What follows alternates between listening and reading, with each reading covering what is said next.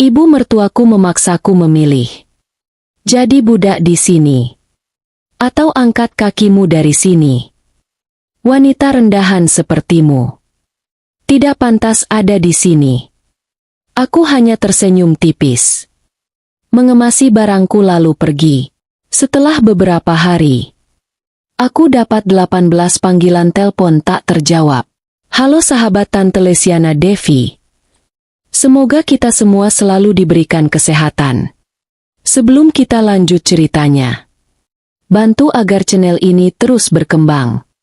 Dengan like, subscribe, serta komen dari mana asal sahabat sekalian mendengarkan cerita ini. Jika sudah, mari kita mulai ceritanya. Aku masih ingat betul malam itu. Mungkin satu-satunya malam dalam hidupku yang membuat nafasku terasa sempit, bukan karena marah, tapi karena aku akhirnya sadar. Mereka semua sudah menyiapkannya jauh sebelum aku duduk di meja makan itu. Ruang keluarga mertua dipenuhi cahaya kekuningan lampu gantung. Biasanya suasana hangat, penuh obrolan kecil, tapi malam itu setiap kursi seperti sudah diposisikan. Seolah mereka ingin menempatkanku tepat di tengah-tengah sorotan. Di hadapanku, di meja panjang itu, ada sebuah map coklat tebal yang tidak pernah kulihat sebelumnya. Tertulis kecil di sudutnya, administrasi keluarga. Aku sempat mengira itu dokumen biasa, sampai mataku menangkap satu kata yang membuat perutku mengeras. Penanggung. Bu Sulastri duduk dengan punggung tegak dan wajah datar yang sudah lama ku kenal. Wajah yang bisa tampak ramah saat menjamu tamu, tapi berubah tajam bila hanya keluarga yang melihat. Malam itu, tatapannya bukan lagi tajam, melainkan menghukum. Tangannya meraih map itu pelan, lalu menepuknya seperti seseorang yang akan membuka bukti kesalahan orang lain. Duduk baik-baik, Naya, katanya tanpa menatapku.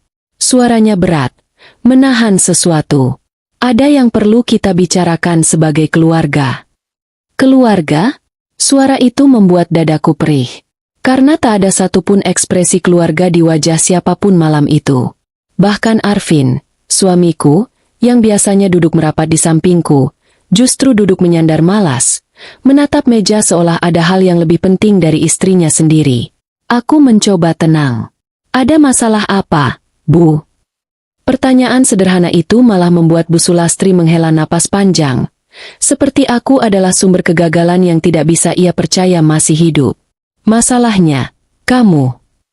Ia berkata begitu ringan, tetapi setiap hurufnya mengiris halus. Arvin menatapku singkat, lalu meneguk air. Tidak ada pembelaan, tidak ada isyarat bahwa ia akan mencoba menjelaskan. Padahal aku sudah menanggung biaya rumah mereka bertahun-tahun tanpa pernah mengeluh. Bahkan cicilan rumah ini, rumah yang mereka banggakan di depan keluarga besar, setengahnya kubayar diam-diam supaya Arvin bisa tetap pamer sebagai kepala keluarga sukses. Bu Sulastri membuka map itu. Lembaran-lembaran kertas menggesek satu sama lain, seperti memperdengarkan daftar kesalahanku. Di rumah ini, kami butuh orang yang bisa membantu, bukan yang cuma numpang hidup. Aku hampir tertawa. Numpang hidup? Aku yang menutup cicilan rumah, biaya kuliah adik ipar, sampai utang warung yang mereka sembunyikan? Tapi aku menahan semuanya di tenggorokan. Aku tahu, mereka tidak ingin dialog. Mereka ingin keputusan. Arvin menimpali pelan, dengan nada yang dibuat seolah bijak. Mama cuma pengen rumah ini tertata. Ya, kamu tahu sendiri. Kamu sering, kurang sigap. Kurang sigap. Lucu sekali. Aku yang bangun paling awal, masak, mengurus tagihan, bahkan mengurus transaksi yang Arvin lakukan agar tidak terlihat buruk di mata keluarganya. Aku yang kurang sigap? Bu Sulastri mencondongkan tubuhnya ke arahku. Kamu pilih, jadi bagian rumah ini, atau keluar. Sederhana, tegas, seperti menendang orang asing dari pekarangan. Namun yang membuat jantungku berhenti sejenak bukan ultimatum itu, melainkan ekspresi Arvin. Ia tersenyum tipis. Senyum lega. Senyum orang yang sudah menunggu momen ini. Dan di map itu, mata Arvin sempat melirik ke satu halaman yang tertulis, cicilan penanggung pernyataan. Aku merasakan sesuatu aneh menggerayangi punggungku. Seperti ada sesuatu yang sengaja mereka atur. Skenario yang diseting supaya aku terpancing emosi, pergi dalam keadaan rapuh. Lalu mereka bisa melakukan sesuatu dengan identitasku? Kata-kata Bu Sulastri menggema. Kalau kamu nggak sanggup mengikuti aturan keluarga ini, kamu bisa angkat kaki malam ini juga. Aku berdiri, pelan, tanpa letupan. Justru ketenanganku tampaknya mengejutkan mereka. Baik, ujarku lembut. Aku pergi. Map di meja itu tetap terbuka, memperlihatkan secuil kata-kata yang seharusnya tidak kulihat. Penanggung, data pribadi, pernyataan. Hal-hal yang tiba-tiba terasa bukan sekadar pengaturan administrasi, tapi jebakan. Aku mengambil tas. Sepi. Tidak ada yang menahanku. Arvin bahkan tidak berdiri. Lalu ketika aku membuka pintu depan dan melangkah keluar, aku mendengar sesuatu yang membuat seluruh tubuhku dingin.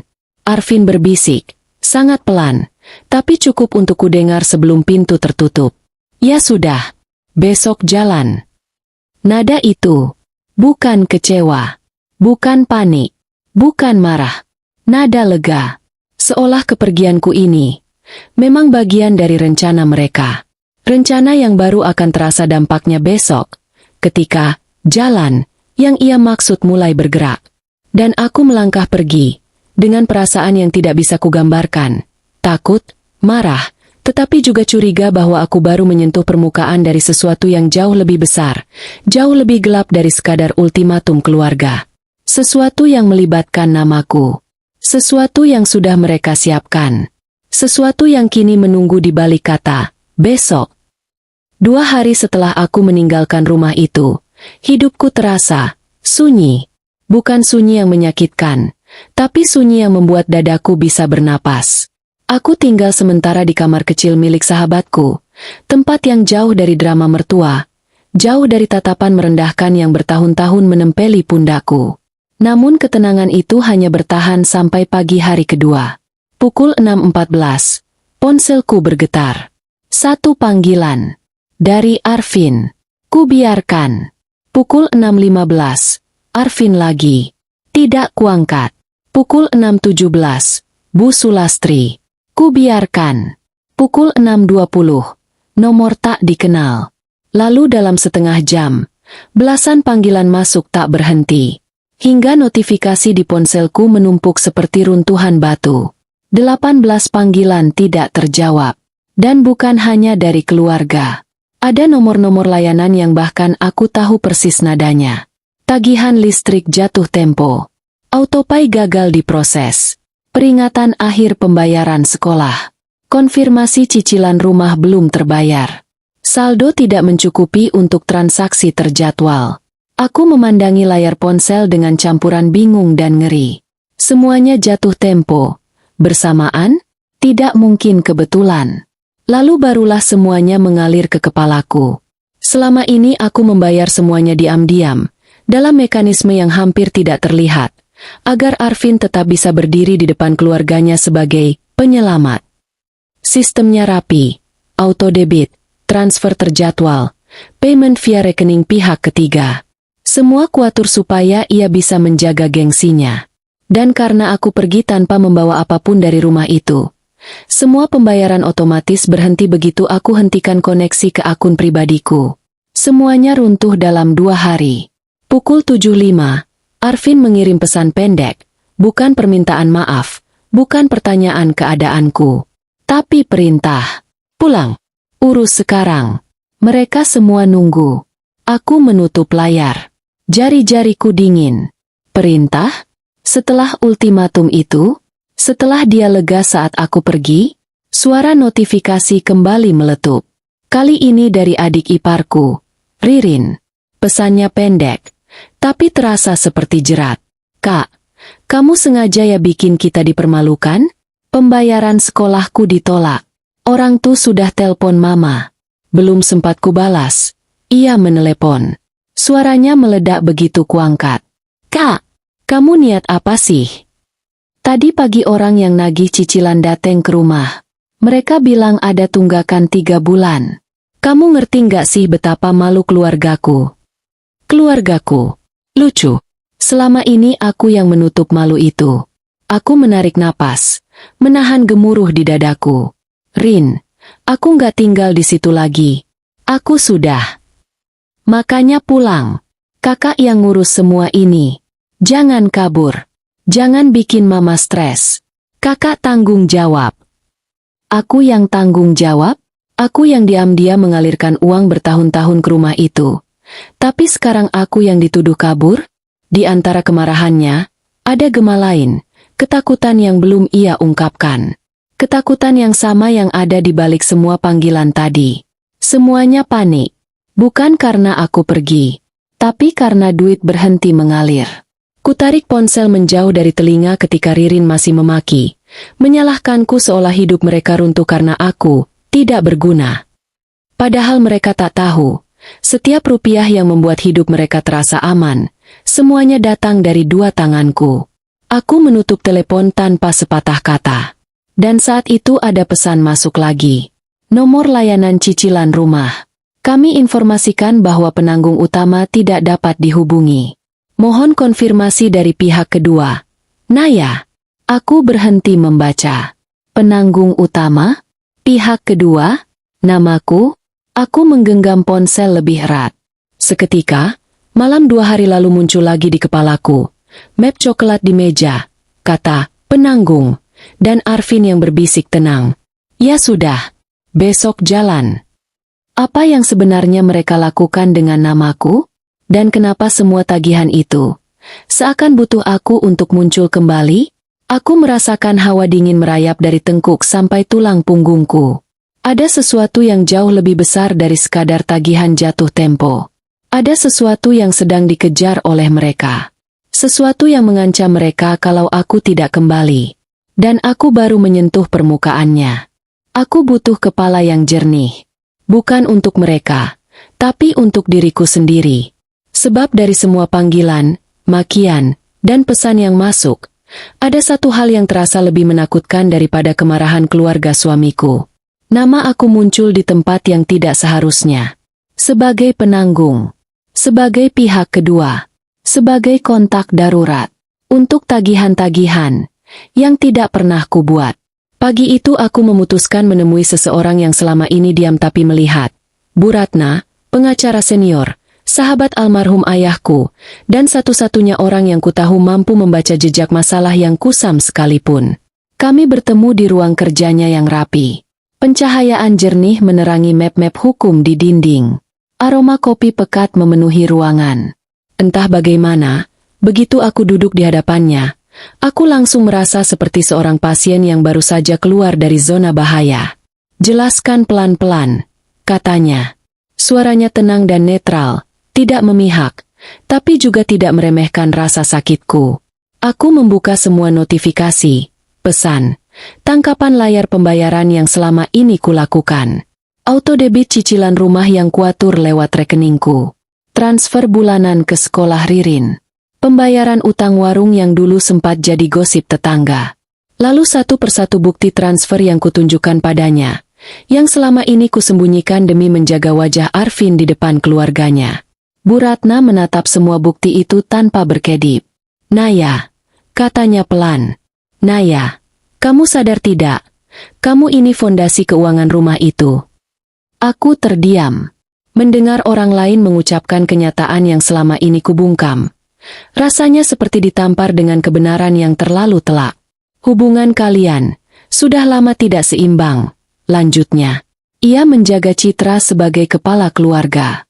Kamu yang mengurus semua retaknya. Aku menunduk. Aku cuma ingin Arvin merasa dihargai di depan keluarganya. Aku nggak mau dia malu. Dan sebagai imbalannya, suara Bu Ratna mengeras sedikit. Mereka membuat narasi bahwa kamu beban. Jantungku mencelos. Semua kalimat penghinaan yang pernah kulalui, makian halus Bu Sulastri, sindiran Arvin, komentar adik ipar, semua terasa seperti puzzle yang tiba-tiba membentuk gambar besar. Gambar yang jauh lebih gelap dari dugaanku. Ratna. Suaraku parau. Aku takut mereka pakai namaku. Aku lihat tulisan, penanggung. Dan pihak layanan tadi bilang aku pihak kedua. Bu Ratna mengangguk. Aku curiga ada sesuatu yang sengaja mereka siapkan. Bukan untuk kebaikanmu. Ia membuka laptopnya, mengetik cepat, lalu menarik salah satu berkas yang kubawa.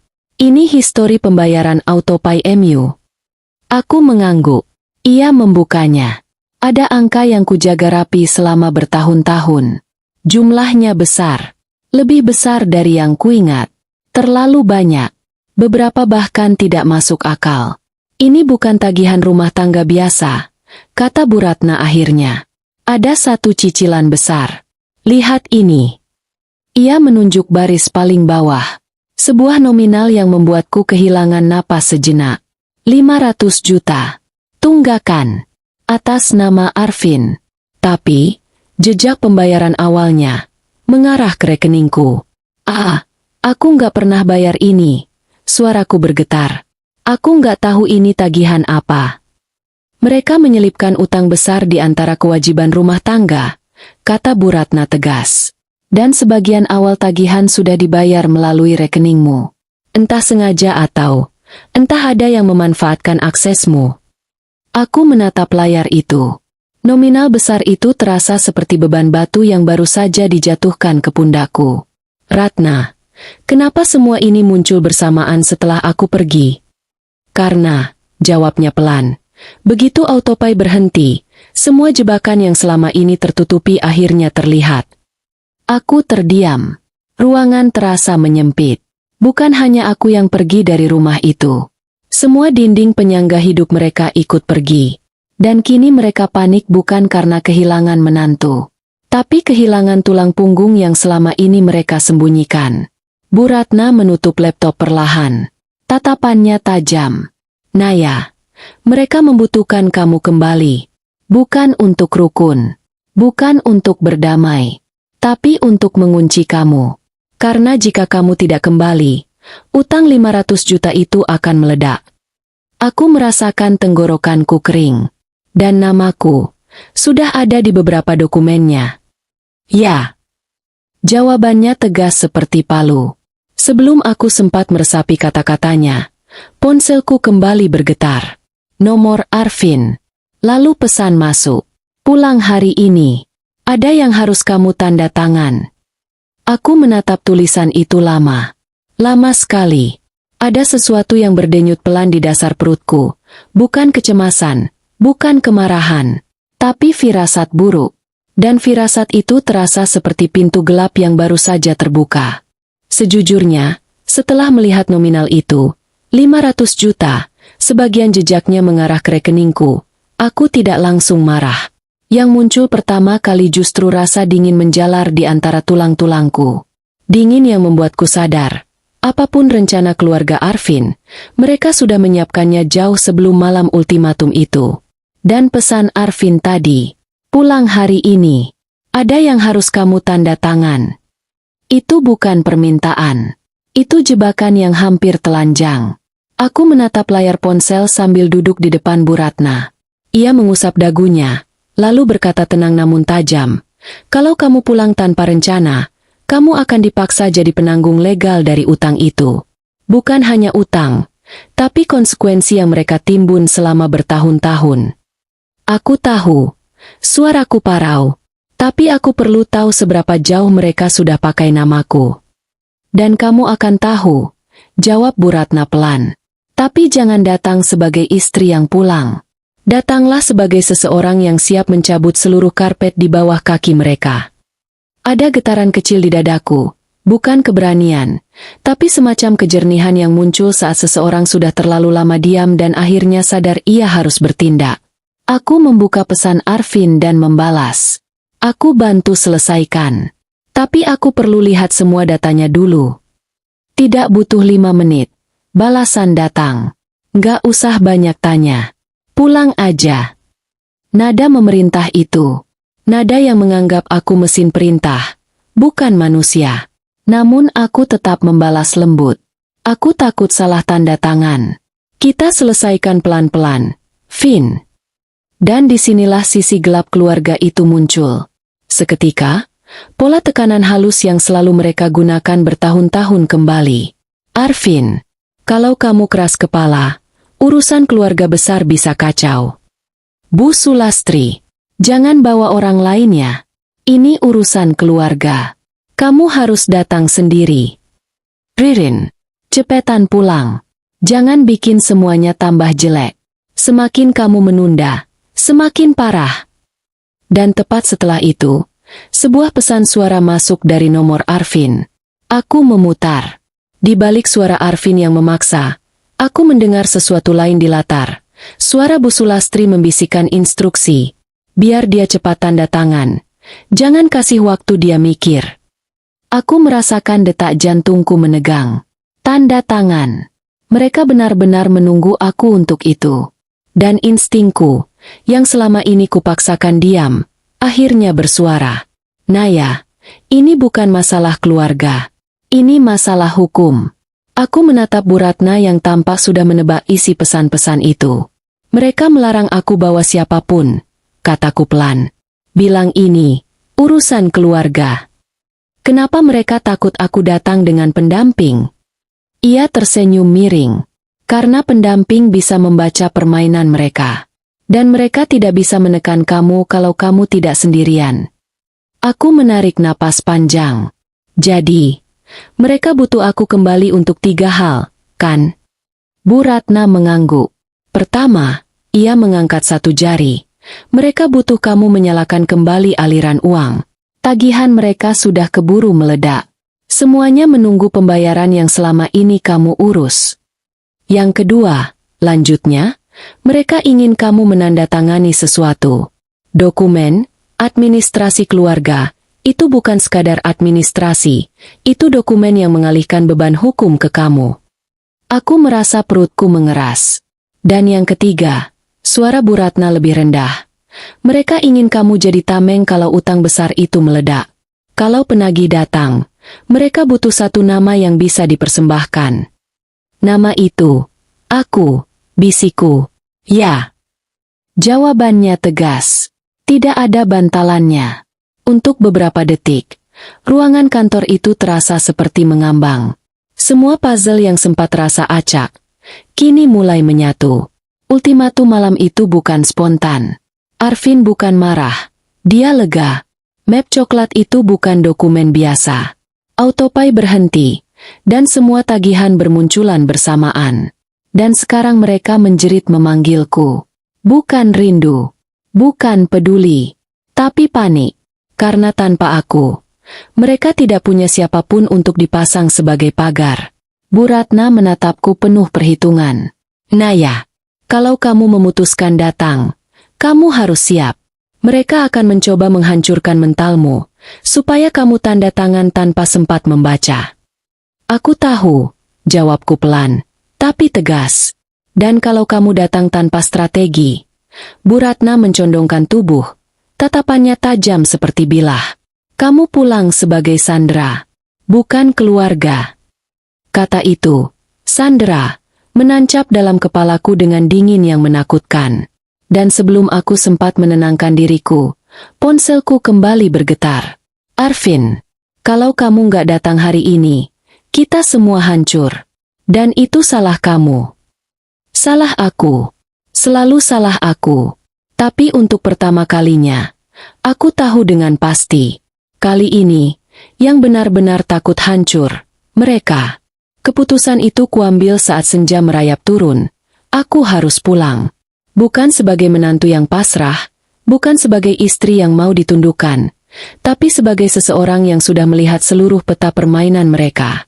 Namun untuk memainkan bagian ini, aku harus melakukan satu hal terlebih dahulu. Membuat mereka percaya bahwa aku masih Naya yang bisa mereka kendalikan. Karena orang seperti Bu Sulastri hanya membuka topengnya ketika ia merasa menang. Dan aku butuh wajah asli mereka keluar, tanpa mereka sadari sedang direkam. Malam itu, aku mengirim pesan ke Arvin. Oke, aku pulang besok. Respons Arvin datang tidak sampai 1 menit. Terlalu cepat. Seperti orang yang sudah menunggu di depan pintu. Bagus. Kita bereskan semuanya. Lalu pesan lain. Pendek. Jangan macam-macam, Naya. Aku hanya tersenyum tipis membaca itu. Setiap orang yang sedang panik akan melakukan kesalahan. Dan keluarganya sudah pada tahap panik yang tidak lagi bisa mereka sembunyikan. Tak lama setelah itu, ponselku bergetar lagi. Voice note dari Bu Sulastri. Suara yang hampir tidak pernah lembut padaku. Kini terdengar penuh madu yang dipaksakan. Naya, pulang ya besok. Mama cuma ingin semua kembali baik. Kamu pasti capek. Udah, pulang saja. Kita bicarakan dengan kepala dingin. Aku menutup mata sesaat. Suara lembut itu justru lebih menusuk daripada makian. Karena aku tahu, Bu Sulastri hanya punya dua mode. Fasis dingin, atau manis beracun. Dan manisnya malam itu bukan ketulusan. Itu umpan. Terlalu manis. Gumam Bu Ratna yang duduk di depanku sambil mendengarkan pesan itu. Biasanya manipulasi memuncak justru sebelum mereka menjebak target. Aku mengangguk. Ratna, kita siapin semuanya. Ia mengeluarkan dua benda dari tasnya. Sebuah perekam kecil yang bisa diselipkan di saku. Aplikasi penghubung untuk memantau aku dari jarak jauh. Dengan pengamanan otomatis. Kamu tidak pergi sendirian, katanya. Ada saya, tim saya, dan bukti yang sudah mulai terkumpul. Kita pilih lokasi, pulang, di rumah itu, tapi kita tentukan titik rekaman yang aman. Aku menatap benda itu lama. Satu sisi tubuhku masih dibayangi luka-luka emosional yang mereka tumpuk selama bertahun-tahun. Tapi sisi lainnya, sisi yang lebih kuat, akhirnya bangkit. Ratna, kataku pelan. Aku juga mau autopilotnya dimatikan bertahap, biar tekanan mereka makin kelihatan. Bu Ratna tersenyum tipis. Itu rencana yang sangat baik. Orang yang terjepit akan bicara lebih banyak, dan lebih jujur. Kami menyusun strategi sampai malam. Posisi dudukku nanti. Cara menjawab tekanan. Apa yang harus kuucapkan jika mereka berubah kasar. Dan kapan waktunya memberi tanda agar tim Bu Ratna bisa bergerak. Sebelum tidur, aku mengecek ponsel untuk terakhir kalinya. Ada satu pesan baru dari Arvin. Ingat, tanpa salam. Kamu tinggal tanda tangan. Habis itu semua beres. Aku menatap layar itu lama, sampai seluruh tubuhku merinding. Persis. Mereka tidak butuh aku sebagai istri. Mereka tidak butuh aku sebagai keluarga. Mereka butuh tanda tanganku. Dan besok, mereka akan mencoba memaksakan itu dengan apapun cara yang mereka punya. Aku memejamkan mata, memeluk diriku sendiri, lalu berbisik dalam hati. Baik, kalau mereka mau aku pulang, aku akan pulang. Tapi bukan untuk diselamatkan. Untuk menyaksikan mereka menggali lubang mereka sendiri. Di luar jendela, angin malam menggoreskan dingin yang panjang. Besok, yang selama ini mereka sembunyikan akan mulai terbuka. Dan aku akan duduk di tengahnya, pura-pura rapuh. Sementara di balik tenanganku, aku membawa rencana yang jauh lebih kuat dari yang mereka bayangkan. Pagi itu, udara di rumah mertua begitu berbeda. Biasanya penuh suara TV dan wangi masakan. Tapi hari itu, hening. Hening yang seperti menunggu seseorang masuk ke perangkap. Aku mengetuk pintu perlahan. Pintu terbuka cepat, terlalu cepat. Seolah sejak subuh mereka sudah berjaga menunggu kedatanganku. Arvin berdiri di depan, rambut acak, wajah tegang, tapi mata yang bukan lega, melainkan waspada. Tatapan orang yang ingin memastikan barang berharganya tidak kabur lagi. Masuk, katanya datar. Aku melangkah masuk. Bu Sulastri duduk di meja ruang tamu, dengan map coklat. Map yang sama malam ultimatum, ada di depannya. Tangannya menepuk-nepuk permukaan map itu seperti seseorang yang memegang kunci penjara. Ririn melirikku dari sofa. Wajahnya penuh kemarahan bercampur ketakutan. Ketakutan yang membuat lidahnya tajam. Kakak bikin hidup semua orang hancur. Tahu nggak? Katanya. Aku menahan diri untuk tidak menanggapi. Mereka sedang terjepit. Aku tidak boleh terpancing. Bu Sulastri memulai. Suaranya dingin namun berusaha terdengar lembut. Naya, kita ini keluarga. Jadi kalau ada masalah, harus diselesaikan baik-baik. Duduk sini. Aku duduk. Perekam kecil di sakuku sudah aktif. Detak jantungku terdengar sendiri di telingaku. Pertama, Bu Sulastri berkata sambil menatap tajam, "Kamu harus sadar diri. Hidup keluarga ini nggak berjalan gratis. Kamu bagian keluarga, berarti kamu ikut tanggung." Nada itu berubah. Tak ada lagi manis palsu. Topengnya jatuh begitu ia merasa aku kembali ke posisi lama. Posisi membantu tanpa suara. Arvin duduk di samping ibu, menyeringai pelan. Senyumnya lebih menusuk dari makian manapun. "Kamu udah telanjur masuk keluarga ini, ya?" katanya dengan nada seolah memberi wejangan. "Suka nggak suka, ya kamu ikut tanggung jawab sama semuanya. Termasuk utang 500 juta. Aku bertanya pelan. Ririn langsung duduk tegak. Arvin menegang. Dan Bu Sulastri berhenti menepuk map. "Itu bagian dari rencana keluarga," katanya cepat. "Jangan dibesar-besarkan." "Rencana siapa?"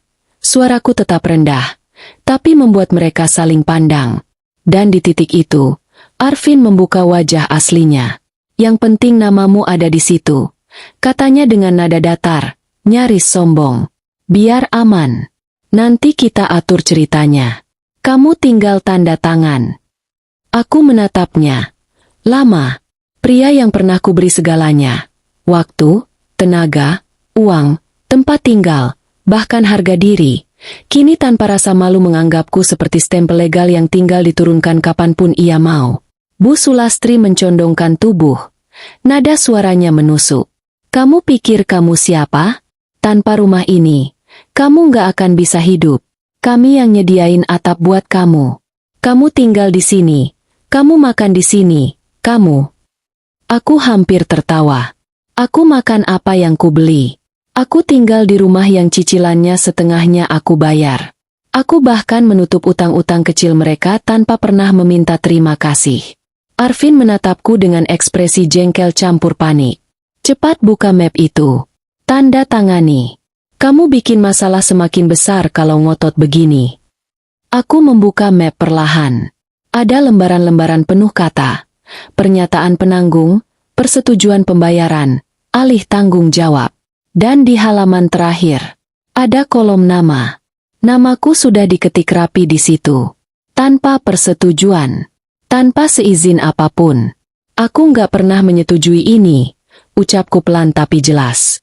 Bu Sulastri menyeringai kecil. "Ya makanya kamu tanda tangan sekarang." Kalimat itu, nada itu, bukan permintaan. Bukan ajakan damaian. Tapi tekanan psikologis yang mereka gunakan selama ini. Buat Naya merasa berdosa sampai ia menyerah. Arvin menghela napas keras. "Kamu tuh jangan bikin ribet. Kamu punya kewajiban. Kamu bagian dari keluarga ini. Kamu harus tanggung." "Tanggung? Apa?" tanyaku. "Kebiasaan kalian berhutang. Kebiasaan kalian menutupi semua masalah." Tapi aku tidak mengucapkan itu. Aku menahan semuanya. Karena mereka harus terus bicara. Semakin banyak mereka bicara, semakin banyak bukti yang terekam. Bu Sulastri kehilangan kesabaran. "Naya, kalau kamu menolak tanda tangan, kamu penyebab keluarga ini jatuh. Kamu penghancur rumah tangga Arvin." Aku menunduk sedikit, pura-pura goyah. Sesuai instruksi Bu Ratna. "Aku takut salah tanda tangan," bisikku. Arvin menepuk meja keras. "Tanda tangan aja. Mau sampai kapan kamu ngerepotin semua orang?" Dan tepat di momen itulah, ia terpancing. Ia membungkuk mendekat. Wajahnya memerah, rahangnya mengeras. "Dengar ya, selama ini kamu cuma dipiara di rumah ini. Anggap aja itu balasan. Jadi jangan banyak tingkah. Yang penting namamu ada di situ. Biar aman. Kita nanti atur ceritanya." Kalimat itu. "Yang penting namamu ada di situ." Semua energiku mencelos sekaligus mengeras. Itu bukan sekadar tekanan. Itu pengakuan. Mereka ingin menjadikan aku perisai. Penanggung. Pihak yang akan mereka lempar di depan masalah besar. Sebelum emosiku sempat naik, ponsel Arvin berbunyi. Ia mengangkat tanpa melihat nama penelepon. Di seberang sana, suara berat terdengar melewati speaker. Besok jam 10. Kalau tidak ada pembayaran, kita jalan prosedur. Arvin membeku di tempat. Matanya melebar. Bu Sulastri menegang. Ririn menutup mulut. Ada sesuatu yang jauh lebih besar dari semua ini. Sesuatu yang mereka tidak ceritakan. Dan aku baru saja mendengar pintu menuju kebenaran terbuka sedikit. Pukul 10 lewat sedikit. Suasana ruang tamu itu masih membeku setelah ancaman, prosedur, dari penelepon misterius tadi. Arvin mondar-mandir. Bu Sulastri memijat pelipis seolah dunia menimpanya seorang diri, dan Ririn berkali-kali melihat ke arahku seperti ingin menyalahkan tapi takut kenyataan baru yang muncul. Aku tetap duduk tenang. Dari luar, mungkin terlihat seperti menantu yang bingung. Tapi di dalam, pikiranku tajam seperti pisau yang sudah diasah lama. Aku tahu satu hal pasti. Ketika orang terdesak, mereka akan membocorkan rahasia tanpa diminta. Aku pura-pura menatap lembar dokumen dengan takut. Aku masih nggak paham. Bisa jelasin pelan-pelan? Kalimat sederhana itu seperti membuka keran. Arvin langsung duduk di sampingku dengan suara setengah tertahan, setengah marah. Gini ya Naya, ini semua cuma teknis. Nama penanggung harus 2 orang. 1 Arvin, 1 lagi kamu. Biar aman. Kalau cuma Arvin, nanti dilihatnya nggak kuat secara finansial. Aku hampir tertawa. Kalau mereka mau bicara soal kuat finansial, justru namaku yang paling layak tertulis. Bu Sulastri menyambar. Dan kamu itu istri. Masa istri nggak mau bantu suaminya? Aku menunduk. Tetap berperan. Tapi kok angkanya besar banget, Bu? 500 juta. Yaitu, karena proyek keluarga besar. Jawab Arvin cepat. Terlalu cepat. Tapi nggak usah kamu pikirin. Yang penting kamu tanda tangan. Proyek keluarga besar. Kalimat itu berputar di kepalaku. Aku menatap Arvin. Tapi kenapa aku nggak pernah dengar soal ini? Ririn memotong. Nadanya ketus tapi goyah. Karena kamu kan gampang panik. Makanya mama sama mas nggak mau kasih tahu. Kamu tuh kalau dikasih tahu malah repot. Itu jawaban yang buruk. Terlalu emosional. Terlalu jujur.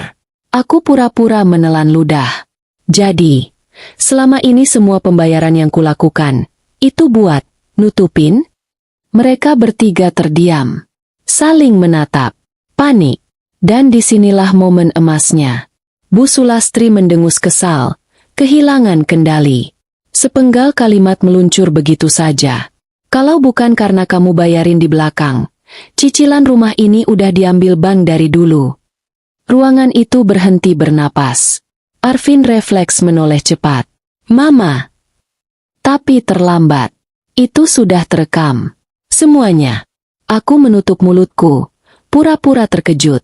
Sementara dalam hatiku, aku merasakan sesuatu meletup pelan. Bukan kemenangan, tapi kepastian. Mereka sudah mengaku.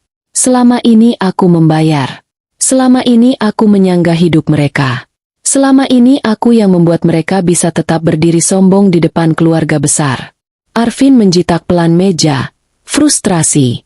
Naya, denger ya. Yang penting sekarang kita selesain dulu.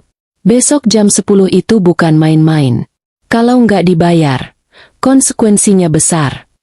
Konsekuensinya kayak apa? Tanyaku lembut. Kamu belum pernah jelasin. Arvin tampak meremang. Ada sesuatu yang ingin ia sembunyikan. Sesuatu yang lebih buruk dari angka 500 juta. Aku bilang juga kamu nggak bakal ngerti. Bentaknya tajam, kelepasan. Ini bisnis. Urusan lelaki. Kamu nggak usah ikut campur. Bu Sulastri mengangguk cepat, menambahi. Kamu tanda tangan aja. Biar semuanya lancar. Kamu nggak mau keluarga ini rusak kan? Rusak? Keluarga itu sudah rusak tanpa aku. Aku memelototkan mata pelan, berusaha terlihat takut. Kalau aku tanda tangan, berarti nanti aku yang kena. Itu cuma formalitas. Arvin menyeringai kesal. Biar aman aja. Kalimat itu seharusnya kubiarkan lewat begitu saja, tapi aku sengaja memancing lagi. Biar aman. Buat siapa? Untuk pertama kalinya, tak ada yang menjawab. Hanya keheningan yang membungkus ruang tamu itu seperti selimut tebal. Saat itulah, tepat saat mereka kebingungan mencari alasan, suara ketukan pelan terdengar dari luar. Ririn melongo ke jendela, lalu wajahnya langsung memucat. "Mas!"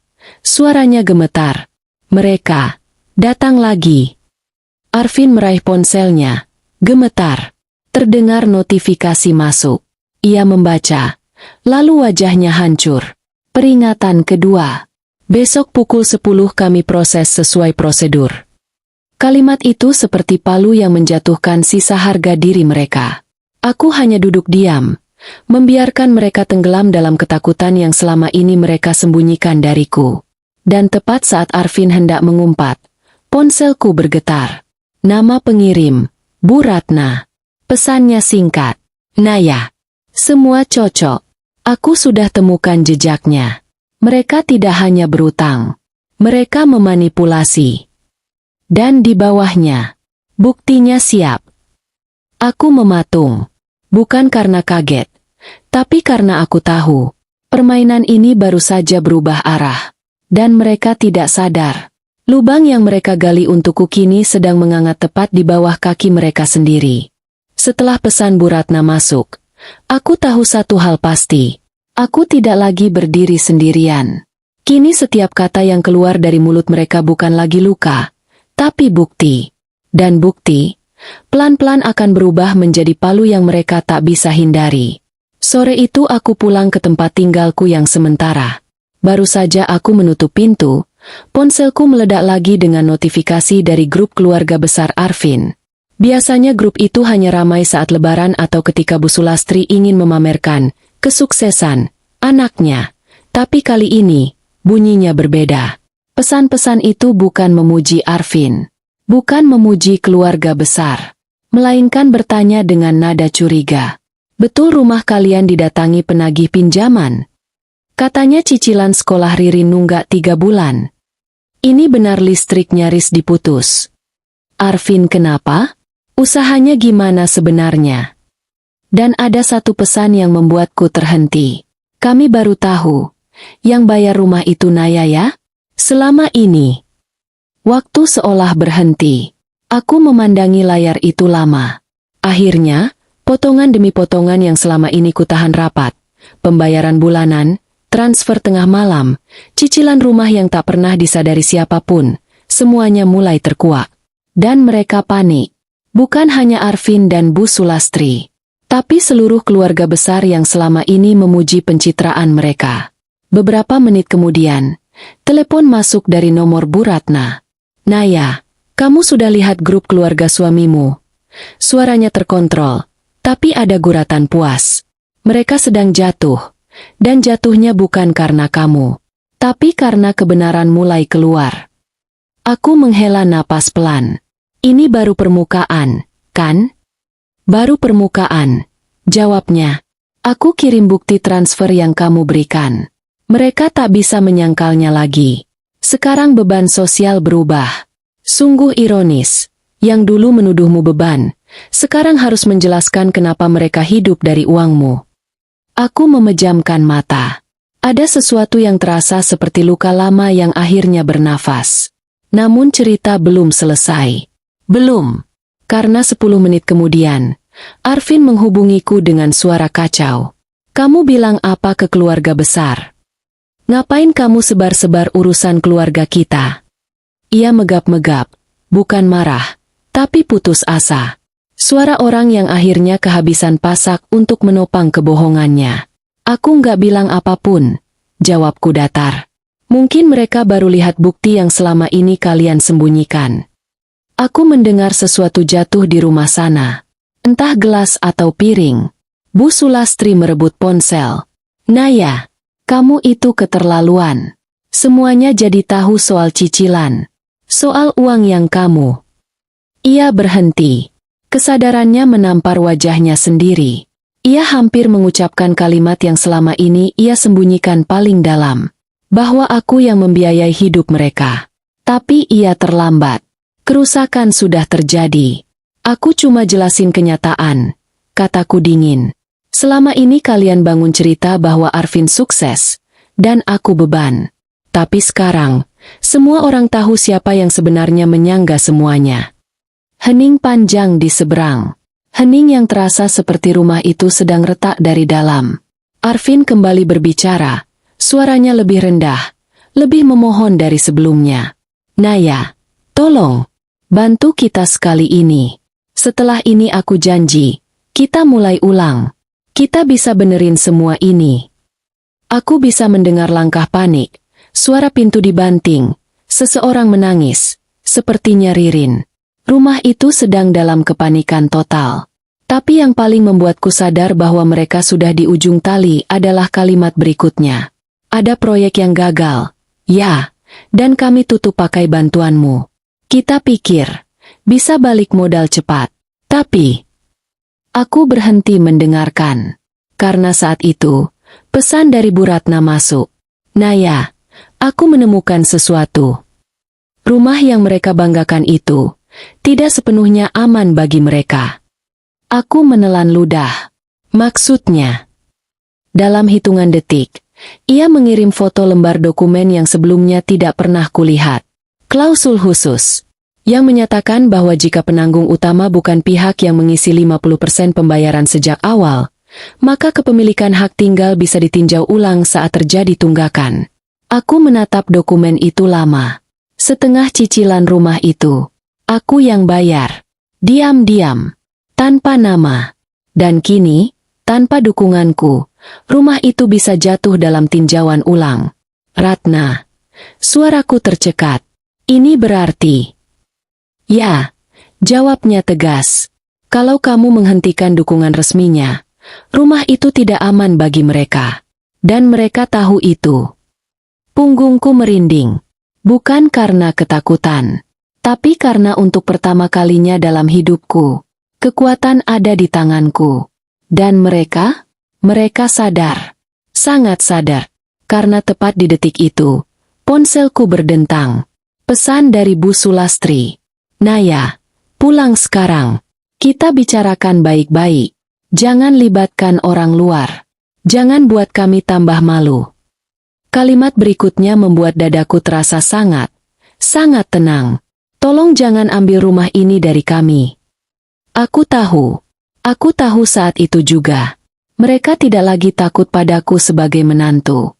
Mereka takut padaku sebagai orang yang bisa meruntuhkan seluruh pencitraan mereka. Dan untuk pertama kalinya dalam hidupku, aku tidak merasa bersalah. Aku merasa adil. Malam itu aku duduk sendirian di kamar sempit tempatku menumpang sementara. Lampu kecil di sudut memancarkan cahaya hangat, tapi udara seakan tebal oleh sesuatu yang mendekat. Bukan ketakutan, tapi penantian. Semuanya sudah bergerak. Benang kusut yang mereka sembunyikan selama bertahun-tahun mulai menjerat leher mereka sendiri. Tapi satu hal masih belum jelas. Siapa penelepon tadi? Siapa yang mengirim ancaman? Prosedur, jam 10 besok? Dan kenapa Arvin terlihat seperti orang yang sedang menutup pintu terakhir menuju kehancuran? Aku belum sempat menyusun jawaban ketika sebuah pesan masuk dari nomor tak bernama. Besok jam 9 datang ke kantor Asosiasi Bisnis Mandiri. Jangan sendiri. Aku memicingkan mata. Nada pesannya resmi. Tidak seperti tagihan. Tidak seperti ancaman. Lebih seperti undangan dari seseorang yang tahu sesuatu. Aku segera menghubungi Bu Ratna. Begitu mendengar detailnya, ia hanya berkata pelan, "Itu bukan penagih utang. Itu lebih besar." Lebih besar bagaimana? Arvin dan keluarganya tidak hanya bermasalah dengan tagihan. Ada jejak penyelewengan di dalam bisnis yang mereka klaim. Jejak yang dilakukan Arvin, dan dampaknya sampai ke asosiasi bisnis tempat ia memohon kerjasama. Aku terdiam. Tubuhku seolah sedikit condong ke depan. Jadi, ancaman itu bukan tentang uang semata. Benar, jawab Bu Ratna tegas. Itu soal integritas bisnis. Soal dana yang dialihkan. Soal laporan palsu yang disamarkan dengan Dukungan keluarga. Mereka memakai nama kamu sebagai penyangga agar laporan Arvin tampak stabil. Nama aku. Lagi-lagi nama aku. Aku merasakan sesuatu mencair di dada. Antara marah, sedih, dan lega. Setidaknya kini aku tahu, mereka tidak sedang mencoba menjebakku secara spontan. Mereka sudah menungguku jatuh jauh sebelum ini. Dan besok, semua akan terbuka. Pagi itu aku datang bersama Bu Ratna. Gedung Asosiasi Bisnis Mandiri menjulang kokoh. Kaca bening memantulkan cahaya matahari seperti pisau. Di dalam, ruangan penuh pakaian formal, meja panjang, aroma kopi, dan bisikan rapat. Suasana yang sangat berbeda dari rumah mertua yang kacau semalam. Kami dipersilakan duduk di ruang meeting kecil sebelum pertemuan besar. Tak lama kemudian, pintu terbuka. Seorang pria masuk. Tinggi, rapi, wajahnya tegas.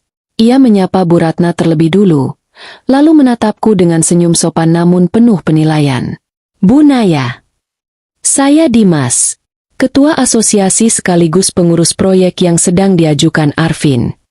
Dimas. Nama itu muncul beberapa kali di pesan Arvin dan Bu Sulastri. Mereka menyebutnya pemimpin berpengaruh. Pintu terakhir menuju kesuksesan. Orang yang mereka kira bisa menyelamatkan mereka. Tapi melihat sorot mata Dimas, aku langsung tahu. Mereka menekan orang yang salah. Ia menatapku dengan keheranan samar. Saya sudah baca data Anda, Bu Naya. Aku menegang.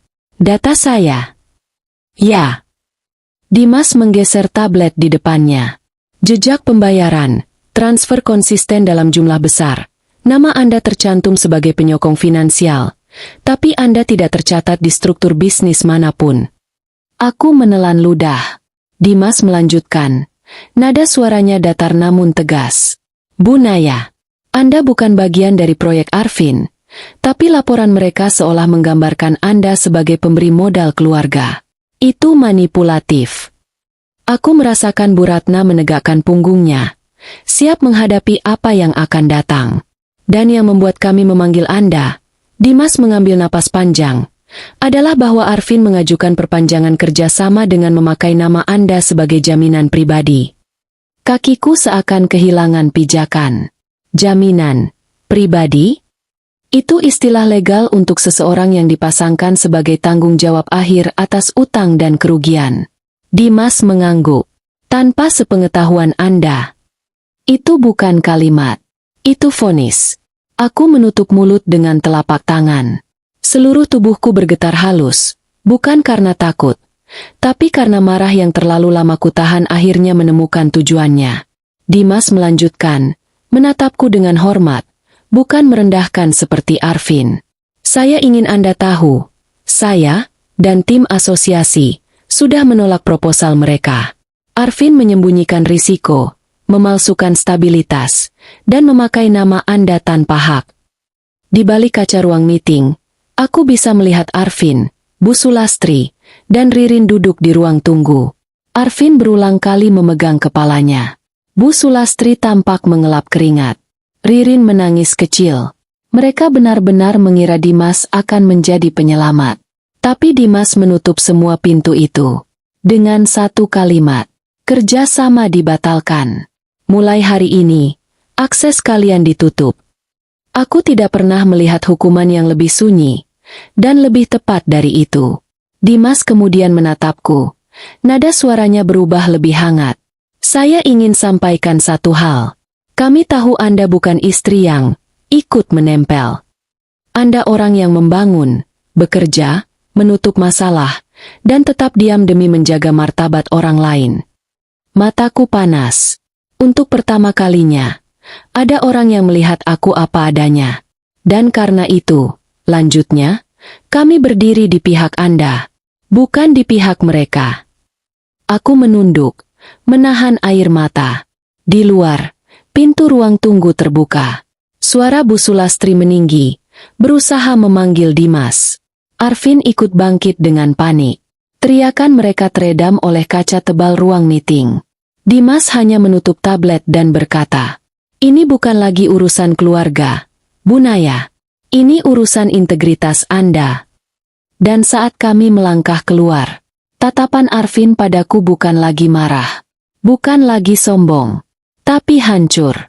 Karena untuk pertama kalinya dalam hidupnya, ia tidak bisa mengendalikan narasi. Ia tidak bisa menyelamatkan diri. Dan ia tahu, dari sorot mataku yang kini lebih tenang daripada sebelumnya, akhir dari permainan ini sudah mendekat. Saat keluar dari gedung asosiasi bersama Bu Ratna, aku merasa seperti baru melewati pintu yang selama ini tak berani kubuka. Bukan karena takut, bukan karena lemahnya diriku, tapi karena selama bertahun-tahun, aku tidak pernah diberi ruang untuk melihat siapa diriku sebenarnya. Hari itu, aku melihatnya dengan jelas. Bukan menantu yang harus diam. Bukan istri yang bisa ditekan. Bukan tameng yang bisa diseret kemanapun.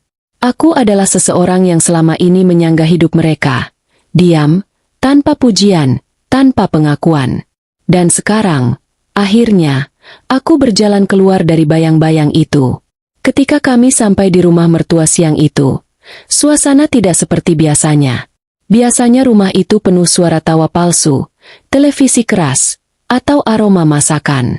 Tapi hari ini, hanya ada suara pintu ditutup, langkah-langkah panik, dan bisikan gelisah. Bu Sulastri membuka pintu dengan mata bengkak. Wajahnya kusut. Arvin berdiri di belakangnya, memegang kepala dengan kedua tangan. Ririn duduk di sofa, menangis sambil memeluk lutut. Saat aku masuk, mereka tidak lagi memandangku dengan hinaan seperti dulu. Tidak ada lagi nada merendahkan, atau tatapan yang menganggapku beban. Yang ada hanya ketakutan. Ketakutan yang selama ini mereka sembunyikan dengan sombong. Arvin mencoba bicara duluan. Semuanya bisa kita atur lagi. Ya, tolong, jangan biarin rumah ini diambil. Jangan. Aku mengangkat tangan, menghentikannya. Untuk pertama kalinya dalam pernikahan ini, dia benar-benar diam. Bu Ratna duduk bersamaku, membuka map yang kini bukan lagi alat mereka menekanku, melainkan bukti yang berdiri di pihakku. Ia mengeluarkan semua rekaman. Pengakuan Bu Sulastri. Tekanan Arvin. Dokumen manipulatif. Tanda tangan palsu yang mereka siapkan. Bukti bahwa aku yang membayar sebagian besar cicilan rumah.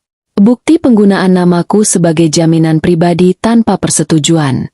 Dan setiap bukti yang dibacakan Bu Ratna, seperti hantaman yang tak bisa mereka elakkan. Ririn menunduk, menutup wajah. Bu Sulastri menangis, tapi bukan menangis karena menyesal. Menangis karena reputasi yang ia bangun bertahun-tahun retak di hadapan mata anak cucu keluarga besar. Arvin hanya menatap kosong, seolah dunia yang ia bangun dari kebohongan sedang runtuh pelan-pelan. Setelah semuanya jelas, Bu Ratna memberikan keputusan dengan tenang. Ada dua pilihan. Pertama, mediasi legal. Dokumen-dokumen palsu ini dibatalkan, dan Naya tidak punya kewajiban apapun untuk membayar utang atau menjadi penanggung. Atau kedua, jalur hukum penuh. Dengan semua bukti ini, kalian bisa diproses atas penyelewengan dan penggunaan identitas tanpa izin. Bu Sulastri menjerit kecil, menutup mulut. Jangan bawa ke hukum. Jangan. Naya, tolong, kamu kan keluarga. Aku menatapnya lama. Wanita yang selama ini merendahkanku, menyuruhku jadi budak, mempermalukanku di depan semua orang, kini meminta belas kasihan yang tak pernah ia beri padaku. Bu, kataku pelan, keluarga tidak menekan seseorang sampai hancur. Keluarga tidak menjebak menantu memakai utang yang bukan dia buat. Keluarga tidak memakai nama orang sembarangan. Arvin maju setengah langkah. Naya, aku minta maaf. Aku cuma takut. Aku nggak punya siapa-siapa. Kamu satu-satunya yang bisa nolong. Aku tersenyum tipis. Senyuman tanpa benci. Tanpa dendam. Tapi juga tanpa belas kasihan. Aku pernah nolong. Vin. Bertahun-tahun. Tapi kalian tidak pernah menganggapku manusia. Lalu aku berdiri. Mengambil keputusanku tanpa getaran. Aku pilih mediasi. Tapi setelah hari ini, aku bukan bagian dari rumah ini lagi. Bu Sulastri terduduk. Arvin memalingkan wajah. Dan rumah itu, rumah yang selama ini mereka banggakan, akhirnya kelihatan seperti apa adanya. Bukan istana, tapi sangkar. Bukan keluarga, tapi penjara emosional. Beberapa minggu kemudian, proses mediasi selesai. Namaku bersih sepenuhnya dari dokumen utang. Autopay dihentikan resmi. Seluruh pembayaran palsu dibatalkan. Arvin kehilangan akses ke asosiasi bisnis, dan proyek mereka benar-benar berhenti. Reputasi keluarga mereka runtuh pelan-pelan. Bukan karena aku menghancurkan, tapi karena kebenaran selalu mencari jalan keluar. Dan aku pindah ke apartemen sederhana, jauh dari tekanan, jauh dari rumah itu. Hidupku pelan-pelan kembali ke bentuk yang aku kenali. Tenang, jujur, dan tanpa harus membayar harga hidup orang lain. Malam itu, aku duduk di balkon kecil, menatap kota yang gemerlap. Ponselku sunyi. Untuk pertama kalinya dalam bertahun-tahun. Sunyi yang bukan menyakitkan. Sunyi yang terasa seperti rumah baru. Aku memeluk lutut, menarik napas panjang. Akhirnya, selesai. Atau setidaknya, kupikir begitu. Karena tepat saat aku hendak masuk, ponselku bergetar. Satu pesan masuk. Dari nomor yang tidak kusimpan. Kamu pikir semuanya selesai? Itu baru pembuka. Aku terpaku. Nafasku tercekat. Dan di bawah teks itu, ada satu nama yang membuat seluruh tubuhku merinding. Nama seseorang yang selama ini ikut menikmati uangku. Diam-diam. Di balik bayang-bayang Arvin. Dalam transaksi kecil yang dulu kuanggap tidak penting. Nama seseorang yang tidak pernah kusangka terlibat. Seseorang yang kini menunggu gilirannya muncul. Dan aku tahu, cerita ini belum benar-benar berakhir.